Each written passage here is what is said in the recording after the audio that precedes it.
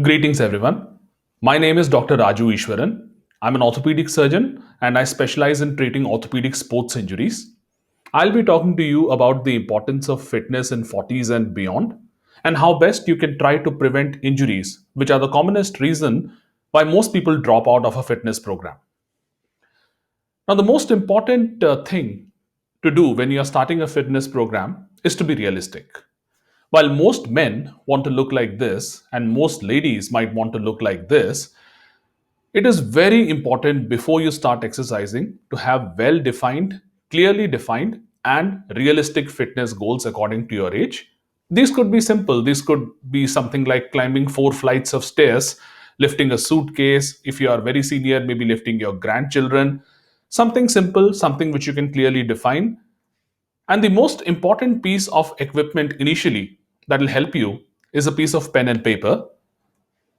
It keeps you grounded, it keeps you motivated, apart from helping you track your progress. So, it is very important to journal all the things that you do in your initial few months of your fitness journey so that you can look back upon it, reflect, and improve as time goes on.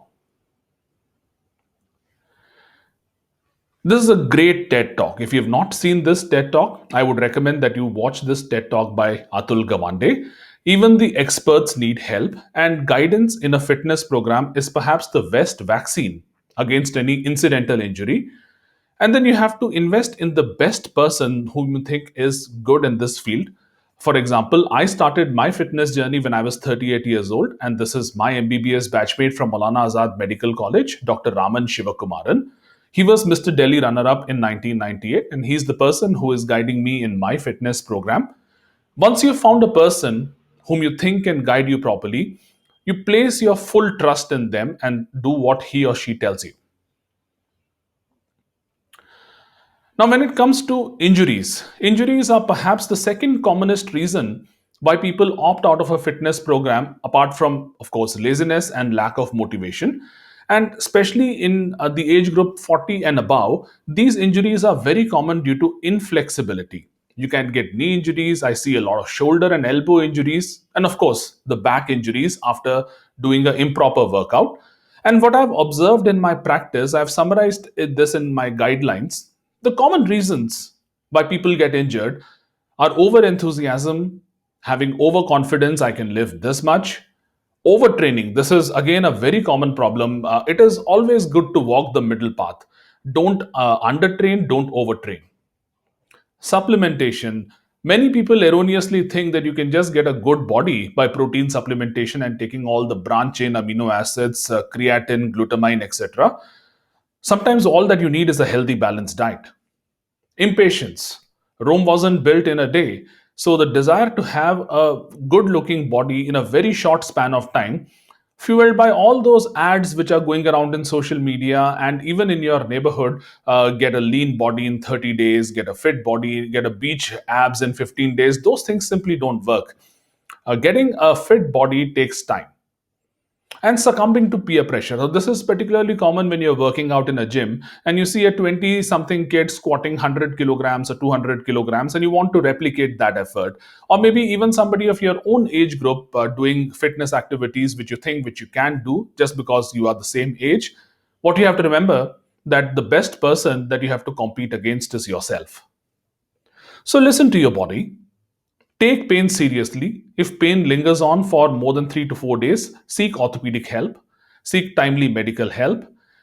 Give the boring stretches and warm up their due respect. Stretches and warm up are a little inconvenient and boring to do, but they are the single biggest injury preventer, especially when you're above the age of 40. Practice moderation, both in training and in supplementation. And then, as I said earlier, remember that Rome wasn't built in a day. Give yourself at least 1 to 2 years if you have been totally unfit throughout your life. And if you have just started exercising at the age of 38 or 40, like I have, give yourself at least 2 to 3 years before you can see some visible changes of fitness. And perhaps the most important is actually to seek enjoyment in what you do. Because if you don't enjoy your workout, there are several ways that you can work out. You can run, you can do cycling, you can lift weights, you can do kettlebells. But whatever it is that you do, it is very important to enjoy it fully so that workout doesn't feel like a chore, it feels more like enjoyment. So I'll give you my example. I like to do kettlebell swings, and viewers of the TLC Facebook platform are encouraged to look at the excellent video which Dr. Nidhi Dhawan posted on kettlebell training.